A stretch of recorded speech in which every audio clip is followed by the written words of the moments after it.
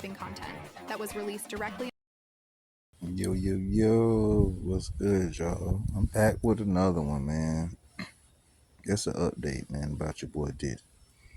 Man, they saying that your boy Meek Mills, man, he's trying to pay his lawyers $100,000 so they can go through the evidence and wipe his evidence out about him being part of the parties, and I guess that video that allegedly went out that was supposed to be him, and basically saying that he ain't have nothing to do with nothing and he just wasn't there at all, man. And he trying to pay his lawyers, he trying to get them that bread so he can get off of it. And I'm gonna tell you this, it's gonna be hard to get your name out of that, especially when it's footage that you can't control. When it's footage you can't control and it's in certain people's hands.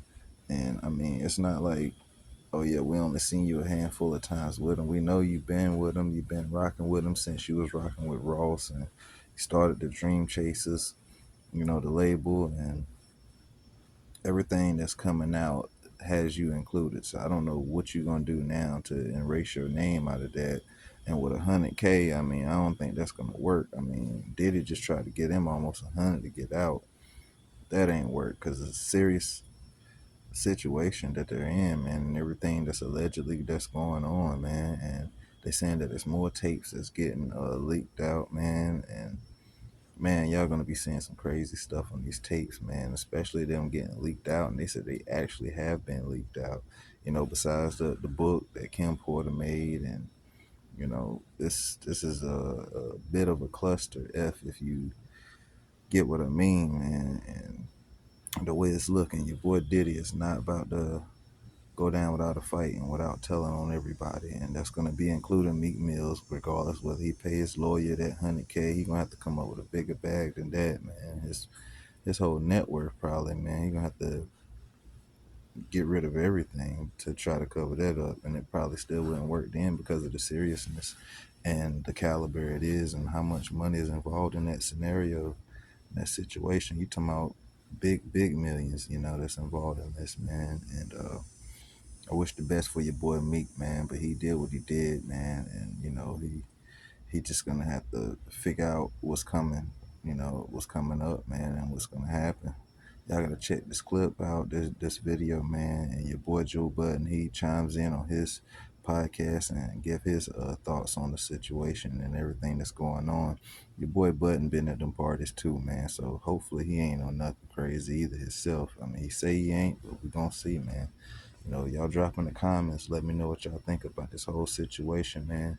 While y'all at it, hit that subscribe button, man. Y'all already know, man. Run it up for me, man. And y'all stay tuned for the next episode, man. I'm out.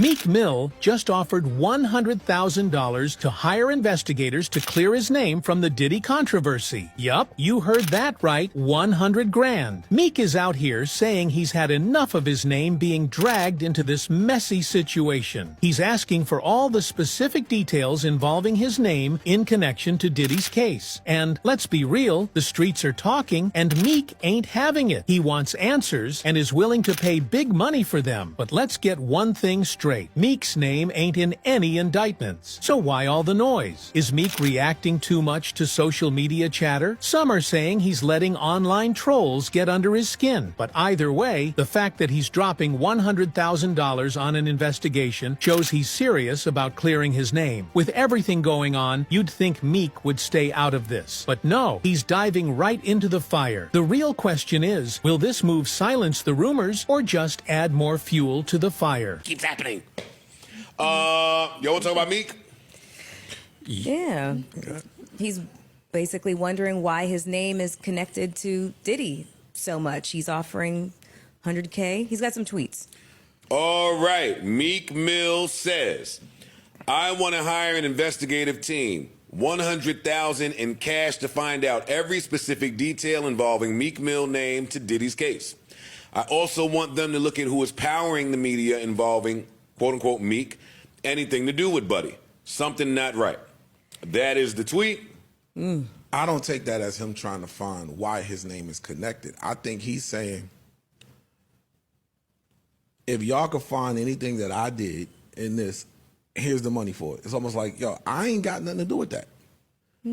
But again, the internet hates Meek. He's on that list. So anytime he opens his mouth, and let's be clear, Meek has given us a lot of Ammunition. comedic. He has some of the best tweets of all time. Absolutely. He might be Hall of Fame. top He is. Nah, 5. he's Hall of Fame for sure. And some of the best like moments Yeah. of all time. And he's found himself in quite a few peculiar situations with millionaire and billionaires. I mean, they went and reminded him right off the bat, like, "Hey, dog, this is why we said that," and they showed Like, he a got bunch a of Footage of the lot pool. of pictures moments. of just with him and Puff, Yeah. instances and moments. But I think what he's saying is, yo, I ain't done none of that shit, so show it. Yeah, but we got that. But the matching black and brown saw it. outfits was a lot. That was a lot. The pool was. The pool With the French fries? with the "Hey Daddy, you Yeah. deserve everything you got coming down." yeah, I'm that from one, New that York, one. so niggas saying "Daddy" don't do nothing to me because in New York some niggas That's how say they talk. "Daddy." Yeah. But globally, It looks away. sounds it globally. looks Sounds weird. away. And Meek is not from New York. Going from that to call a nigga buddy in a tweet is a jump. And then there's that That's your other man. one at the party where he freestyling and he say some shit, "We about to fuck" or something, and then they paying the Puff and he get hype. Then I'm just throwing the Puff and Fab video in this when they was at Drink Champs. And he said, "Why you don't party with me?" And Fab was like, "I do party with you." Nah, No, but you don't party, party party, with me, though. party. 1 week since the arrest of Sean Diddy Combs. Diddy is now at the Metropolitan Detention Center in Brooklyn, a place that's been described as hell on earth. Fox 5's Lisa Evers is at MDC right now on Diddy's life behind bars. Lisa, what are you finding out tonight? Thanks, Coco. I'm here outside the Metropolitan Detention Center where music mogul Sean Diddy Combs is being held without bail. Early reports indicate that he is not heeding and that other inmates are requiring him to, quote, hold their pockets as he moves throughout the cell block. Here at Fox 5, we've obtained exclusive audio from a phone call that took place earlier today. Listen in. They're really trying to kill me in here. Like, seriously, double anal penetration almost every night. Everybody gets knocked down. That's going to happen to you and everybody else who lives more than a minute. The question is, do you get back up? And you get back up having learned something, being ready to go back out in the world, or do you get back up kind of bent over and... Hillary, don't say bend over to me right now. When you're growing up, you know, you have so many different friends. They kind of pull you into doing things. And, you know, sometimes you think better of it after it's Come on, what are you even talking about? Can I just talk to Bill, please? For the first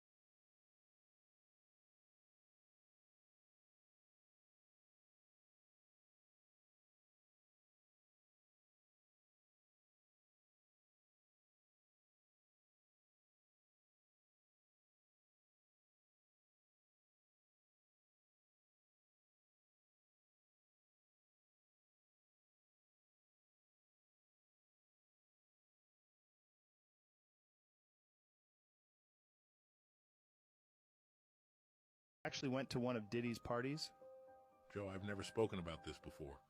A few years back, Puffy invited me to perform a comedy set at his 4th of July party. As a longtime hip-hop fan, I was real happy that I'd get to hang out with one of my idols.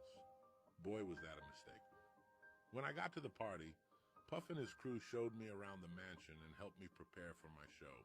There were tons of celebs there, I mean hundreds of A-listers. They were all drinking from a large tub of jungle juice near the dance floor. Puffy told me not to drink it until after my show, as it was really strong. Well, the first half of my set went super smoothly. My jokes were landing and the celebs were bursting into laughter. But as I continued, one by one, the celebrity audience started to collapse to the floor, seemingly lulled into a deep sleep. Once they were all unconscious, Puff came over and let out a big chuckle. He told me that the fun was just getting started. Diddy and his crew then started to pick up the bodies and lug them down the stairs to the basement. I followed them down the stairs, deathly afraid of what I might see. When I got to the bottom of the dark staircase, my jaw dropped in surprise. Standing amongst the unconscious bodies was Meek Mill, holding wigs, hair dye, and an assortment of makeup products. I immediately went over to Meek and asked him what he was doing. He told me that he and Diddy were launching their own beauty company, and they liked using the celebs to test out their new products. Apparently, they were far too embarrassed to ask the celebs for permission when they were conscious. I couldn't believe it. That was my first and last Diddy party. He said, I'm not doing a song with Dre. You just go and get it over with. I said, what you mean? We get ready to do Saturday Night Live, right? He said, no, I'm not doing California Love with Dre because Dre is a homosexual. Everybody gets quiet. Not everybody, the people who's there, quiet. I'm thinking, okay, here it goes. Dre gonna say something slick and Pac on fire on that mother. It's on, right? So Dre looks at him and says, I'm not homosexual. I'm bisexual.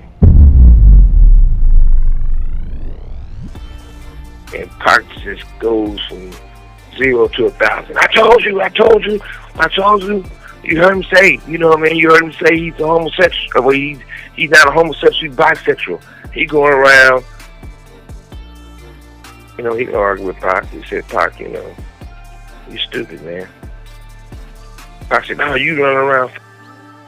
I mean, Dre said, look, I'm bisexual because the fact that I could fuck up, you know, I'm bisexual because I'm the one doing the catching and they the one doing the pounding.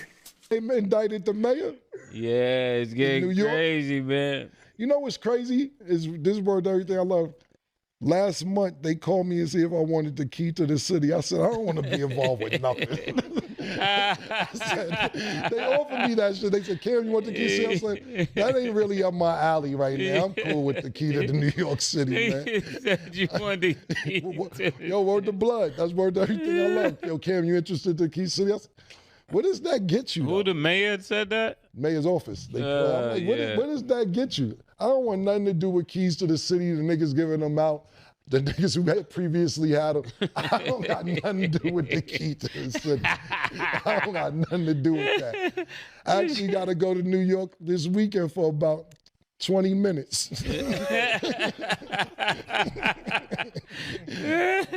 Niggas is trying to stay out of New York. Yeah, man, it's hot. Pause. Yeah, gotta go, Coolio.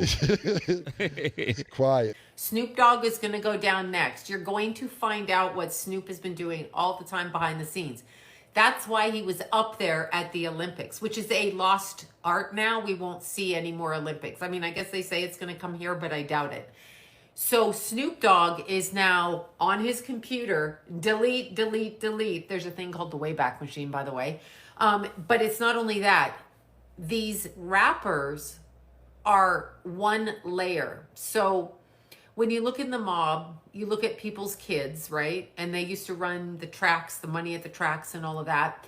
Those kids are one layer. Obviously, they're not the people running the whole thing. They are the muscle, they are the bodyguards, they are the whatever. There's another level up, and there's another level up above that. And what it's about is stopping you, me, and I like some rap music. It's not my forte per se, because we know I'm Aussie, that kind of music. But they take your creative, everybody's creative, and they block you. Everybody wanna know who's this and who's that, and want to go back and say, yo, how do you know? It came from the horse's mouth. He said he got all the paperwork to prove it. Kirk Brown said it plenty of times, but nobody won't sit down with him. I mean, like, you know, you won't get none of these, you know, these radio stations and all this stuff like that to sit down with him. He said, I got the paperwork. Because they not privy to the information, you understand, directly from the people who was involved. And you get a person like me that don't give a damn, and I repeat it and tell it. Oh, dude capping, dude looking for attention. No, it happened. But Jay-Z, I didn't know about that. So Jay-Z, he told you? Said that years ago, man. Said that years ago. What are you gonna do? They're gonna do whatever. Yo, listen to me.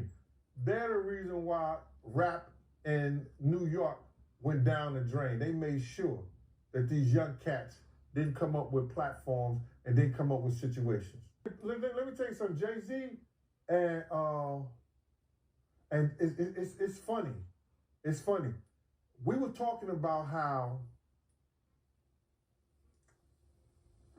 Puff and Ja Rule was cool.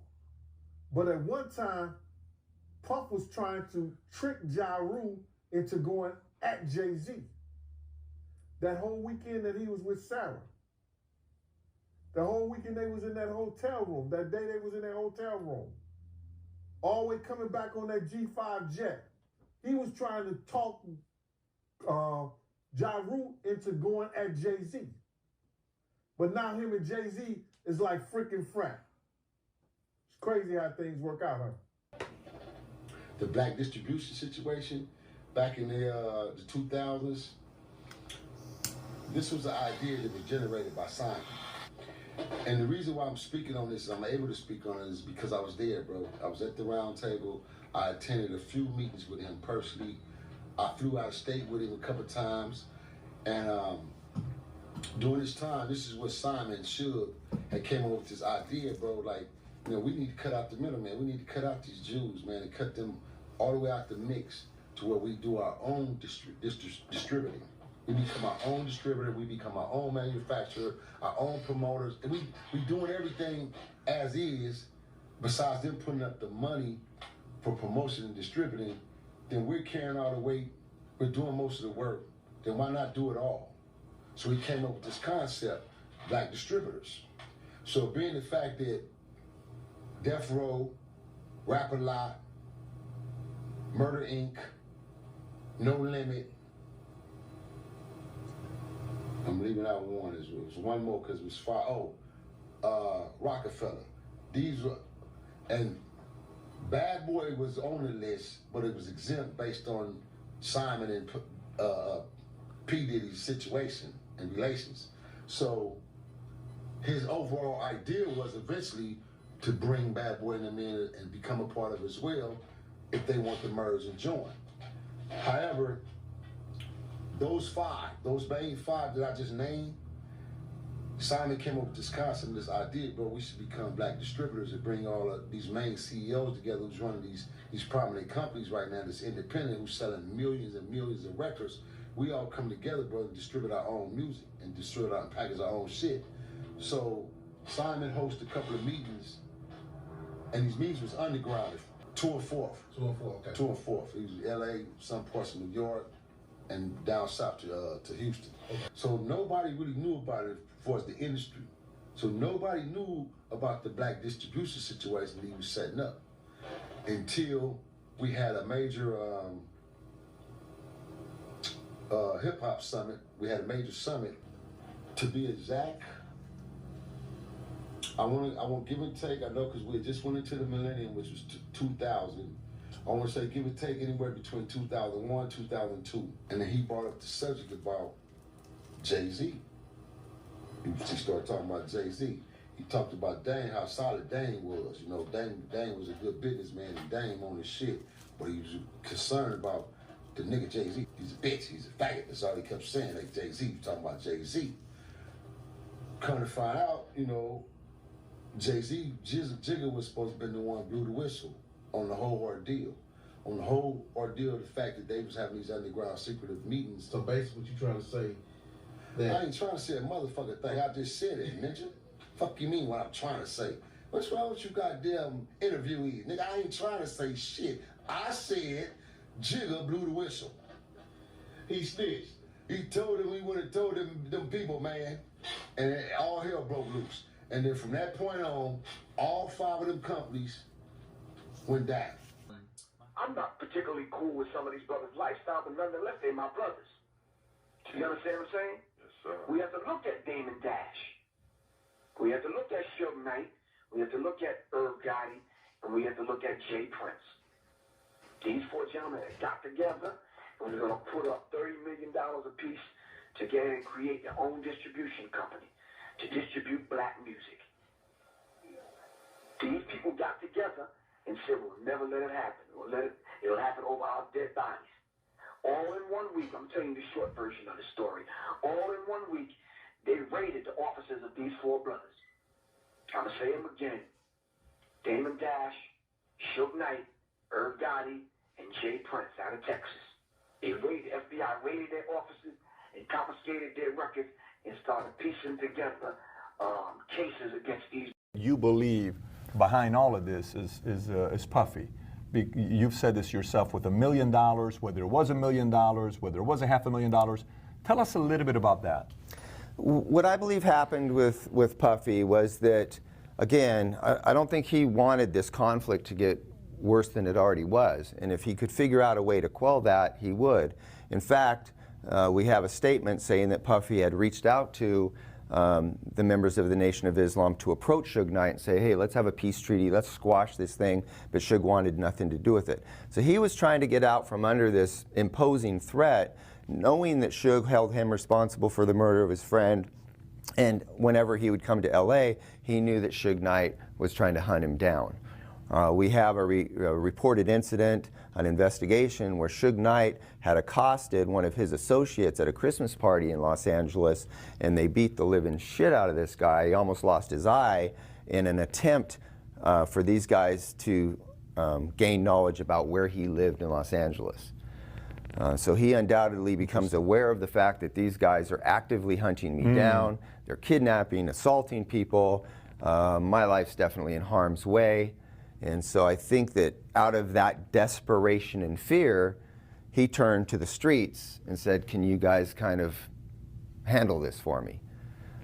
Because he knew that if you're gonna deal with these gang members, then the best thing to do is get their natural enemies to do the work for you. And is that the $1 million? $1 million was on the... According to Keefe D, he says there was a kind of a loose conversations at Greenblatt's up on Sunset, in which Puffy allegedly tells Keefe D, listen, I'm gonna, whatever it takes to get these guys off my back, I need you to take care of them. He says we wanted $1 million. Diddy's like, whatever. But again, I have to couch that with the understanding that he was in fear for his life.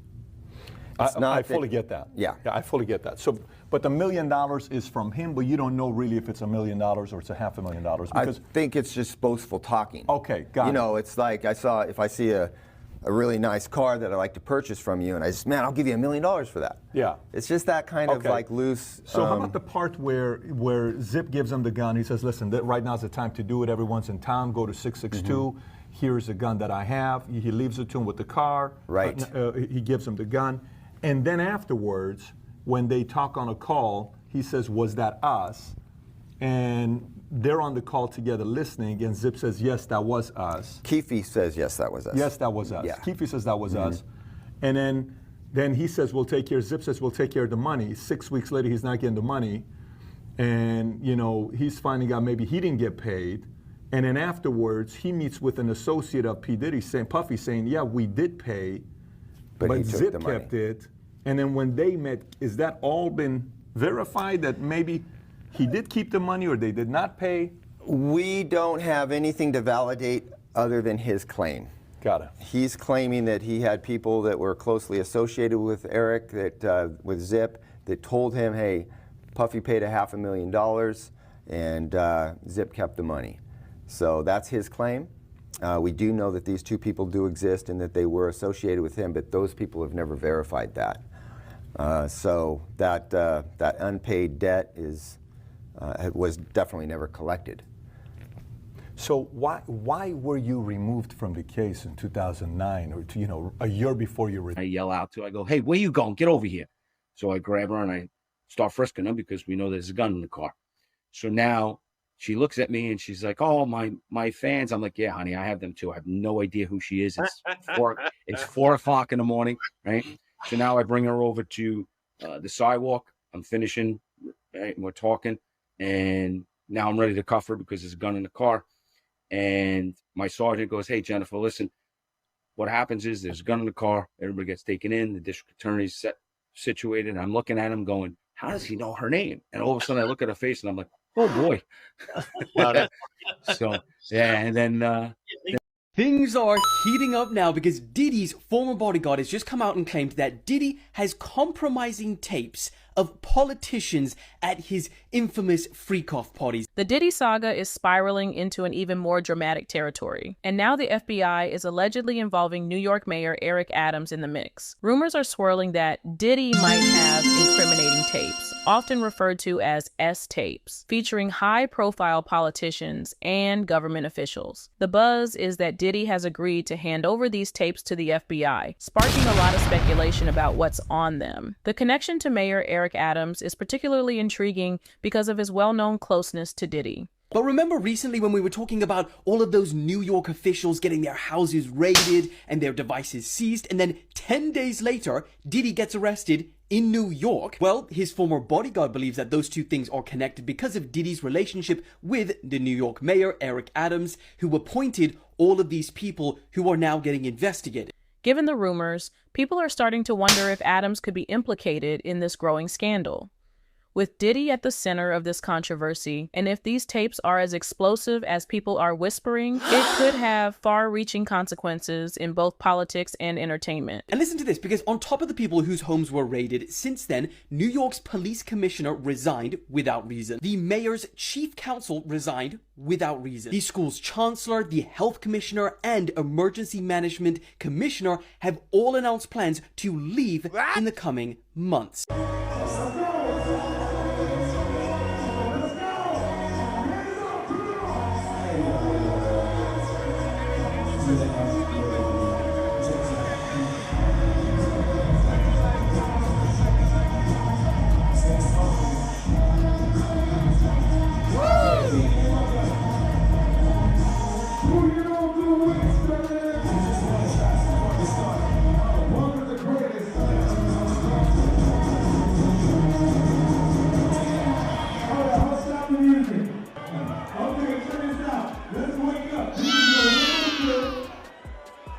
It truly is about the Benjamin, as we see. Oh yes, he's glittering. It truly is about the Benjamin. Well, now when we come back, we're gonna talk more with Puffy, and if you want to hang out, more than welcome to stick around, my brother. All right, we'll be right back with more right after this. Turning people out. That was just an addiction. That was his addiction. He didn't. There's plenty of people that he could have. It was his addiction. Y'all don't understand. I look at Bentley and all these people. Come on, man. Now that we know the monster. Man, you carry the man umbrella. You was the man. I watched this man disrespect you every chance he got. Talk to you like his bitch. I think Fonzo was his little girlfriend at one time, because you have to see how they was conducting themselves. I don't want to say that about Bentley, because Bentley got kids and shit, and I got respect for that nigga. Like, he was one of the few niggas I fuck with. But the way they used to carry themselves back then, and plus he had put something on his Instagram. He put something on his Instagram like 4 or 5 months ago, and he was like, "Don't let me tell my story," or some shit like that. I heard they fell out because of he was stealing or something like that, whatever. But Nick, you hang around a nigga who don't want to pay you, giving millions of dollars away every night, you know, acting like he can't pay you on time, want to fill your butt. All this weird ass shit, you gonna steal from him too, nigga. You might not even be a thief. Show him the evidence. They tell him how many years he's looking at. They say, we are going to give you a hell of a deal, but you must tell us about other celebrities. Well, did he cooperate? You say, will he cooperate? Is the pig pork? Huh? Man, listen here. Yes. That motherfucker gonna be squealing on everybody. Yo, Cam, yo, he not built to do no time. He not built to be in situations like that. Once he get in a situation that he clean his system of all those toxins that he's been taking over the years, he's gonna come to reality And that's going to hit him worse than anything. I know a lot's going on, but, you know, something was filed in the court on Friday that my lawyer brought to my attention. And I was really surprised that TMZ and that The Breakfast Club and Earn Your Leisure haven't spoken about this shit. But to me, this is something that's very relevant. So this was filed by New York State, not me. Jay-Z's statements to the press have poisoned the environment for the auction. He has claimed that he has a termination right under the Copyright Act and that the rights of reasonable doubt will revert to him in 6 years. In fact, he has no such termination right, and RAF is entitled to renewal term, which is now 67 years, meaning it will own the copyrights until the year 2098. It's stupid. You know, there's a lot of things that have happened over the last few weeks that have just been that have really redefined how we think, how we move, what we know and what we feel, and what we can rely on is that we have each other. And I was really proud. You know, I know that, you know, this is all about the celebration of today, Easter. Happy Easter to everybody out there. But also, too, you know, that sacrifice that was made for us, you know, is so relevant because this type of connection between humankind, this is what heals issues like this. This is why God allowed us to be able to stop and really have this moment. But I also, too, just want to take 2 seconds to recognize you, Puff, because you always, you know, you always do the right thing, and Matt, you don't always do the right thing, but you do the right thing for the most part. That's the truth. That's the truth. You do the right thing, and as much as it tugs on you to be, you know, that leader and to be the person who puts this very, very difficult reality on our back, which is 300 years of a hard time for African Americans. I think that the information that you shared the other day on Revolt. Hold on, we about to listen to some shit that came out of Kim Porter's book about what Diddy wanted her to do at 9 months pregnant, man. It's my hand ass. You gotta have a party. His excitement was contagious. I was getting really excited too. Yes, a gender reveal, and he cut me off. Yes, of course, we're doing all of that. But everyone is going to want to sleep with you right before you give birth. My heart sank in my chest. Everybody is going to want to what? Everybody. You know, Will, Jada, XXX. Sean, I'm having your baby. He verbally waved me off. I was going to be gangbanged at 9 months pregnant. Oh my God. God damn. All I'm gonna say is this right here, man. Diddy wanted you to do what? He was okay with you doing what? Man, Diddy the devil himself, man. Look here, man, look here. I thought I was bad back in the day. Hell, and I caught a murder charge at 18 years old. But I did repent and ask for forgiveness and never kill no more. This dude right here, killing Biggie Smalls, sitting out here killing Tupac, drugging men, raping them, man, taking pussy. Man, nigga Diddy'll fuck with anything from 8 years old to 94. He just don't give a damn, man. That dude, that man, shit, god damn. Man, look.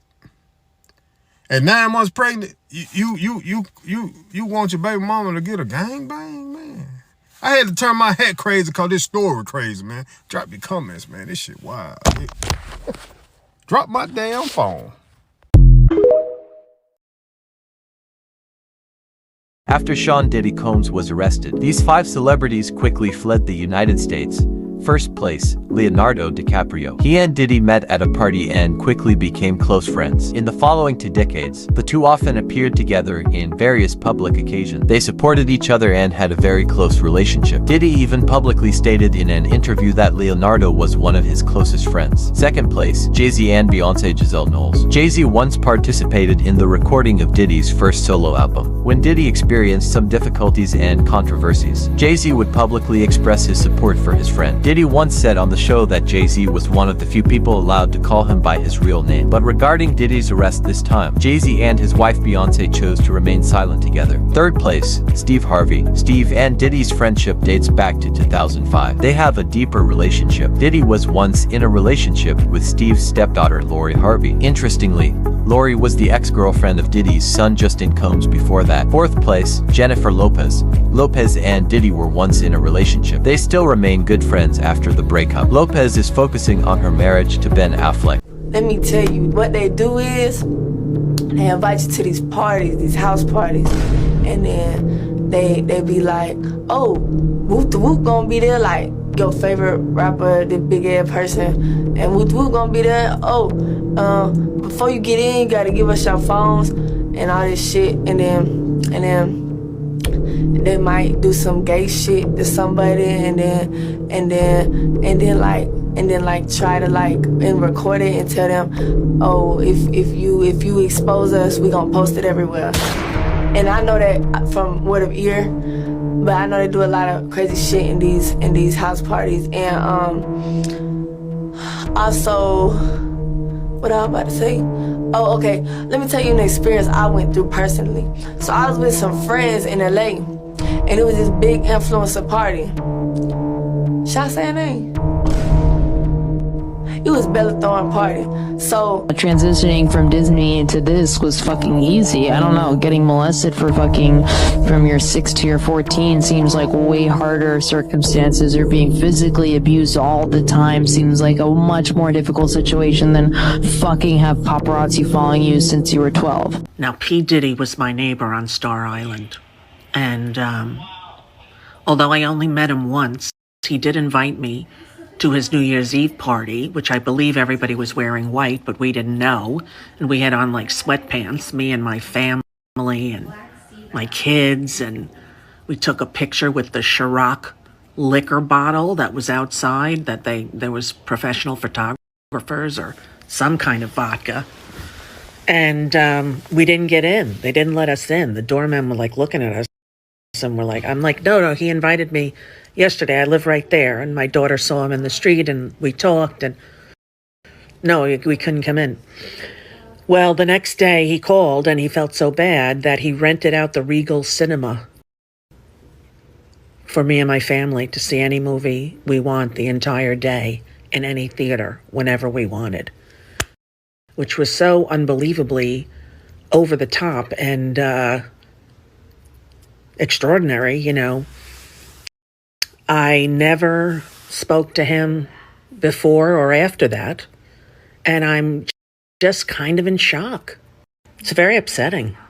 And then they found 1,000 bottles of baby oil.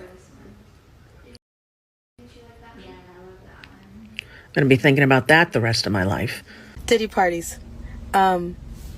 Those are assault parties, and I was one of the kids that was one of the party favors. And a party favors means that you're set on top of a table and you're used as a toy for anybody who comes across the table or who wants to party at a certain time of night when the music stops and then the DJ starts flashing all these lights and they close the doors, and then everybody turns into like a frenzy and starts going into a crazed animal-like demonic state, and you have no idea what's going on. And yes, there was a time where I was just like completely don't give a shit because it happened, and I was the type of kid that thought that, you know, you're in the presence of royalty and they make it seem like you're in the presence of Hollywood, so you should be honored and you should be appreciating that you're there. And I was that person. I totally acted like that. I was like, oh, it's fine, you know, it really doesn't matter. But then it really did matter when my pimp was like, he had rules.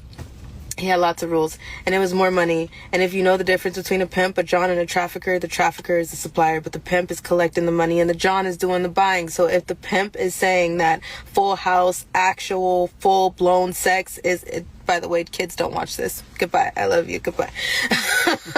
If you found my stuff, get off right now. This is the moment where I'm telling you I'm angry. I forgot to put that reminder in the beginning. Okay, cool. Goodbye. What was I saying? Full sex. Full house sex. Thank you.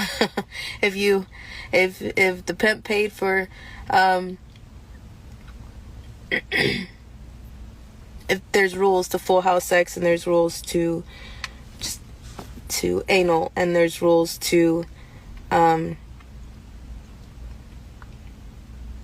kind of different jobs. Okay, so at a certain point, I was not brought or traded for anal sex, but that didn't matter to a few celebrities that were there. It's not just celebrities, there's a lot of different people. They called it an all-black party, but it was mainly because a lot of the party favors were black kids. I was in the care of Riverside County Child Protective Services at the time. I was 15, barely 16. 15, 16. It's foggy. A lot happened that night, and I went really numb. And if there's videos or if there's anything that could go from that, then pull them. Because we all know that there's so many cameras around. So I can try to post the affidavits and I can put out what happened, but at the same time, what am I supposed to do when nobody's really asking about the kids that are present in these parties now and were then, because they're really just going after all the celebrities and the adults, which I'm happy that we're finally here, and I'm grateful that we're finally pulling the names that need to be pulled and the big fishes that need to be pulled. But at the same time, nobody's asking about the kids and who else is really there. And no, it's just not about all these dudes having sex. They need people to fluff them, which are hand jobs and blow jobs. And those are the kids and the people on the party favors desk. And then on top of that, there's this big ass wheel, and they make it like a carnival thing, and they literally strap you to a wheel and spin it. And then after a certain time, there's sex with animals. And then after a certain time, you have no idea what's happening because you're numb. And if you throw up like I did, then your face is going to be rubbed in and you're going to have to eat it. And then people look at that as a sick fetish too. Blood is a fetish. Throw up is a fetish. Shit is a fetish. So, I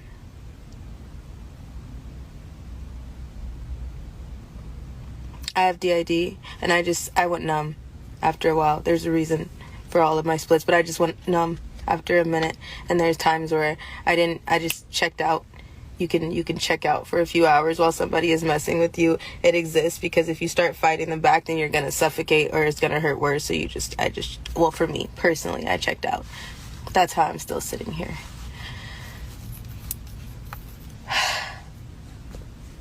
So yeah.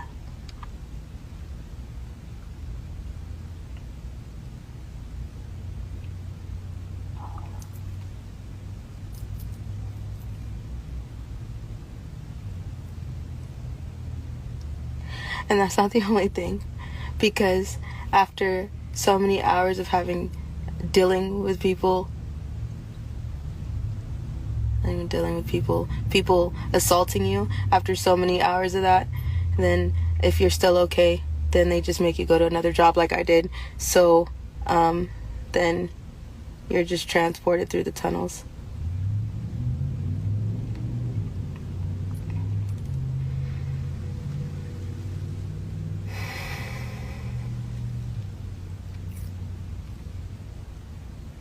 Yeah. You don't live in the world you think you do.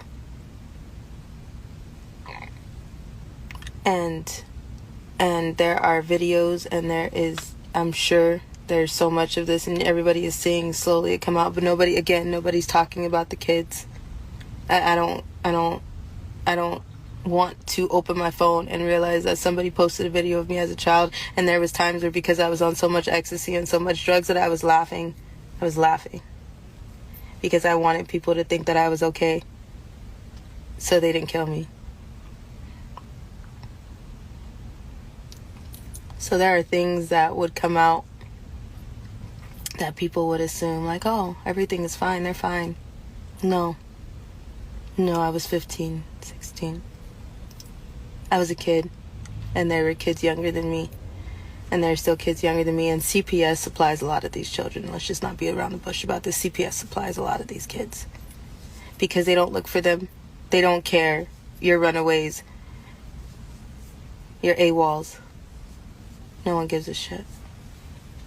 So I'm happy we're on this subject, and I hope that we continue, because I'm still trying. I'm still here. I still give a shit, even though I kind of checked out for a little bit and it looked like I did it. And yeah, it's a dance choreographer that was being fake and acting like, and it doesn't bother me. It does. It always does. I can't sleep. So, yeah.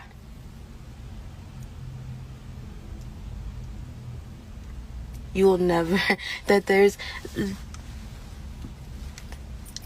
I don't want to be anybody's puppet anymore. So I'm there in so many ways.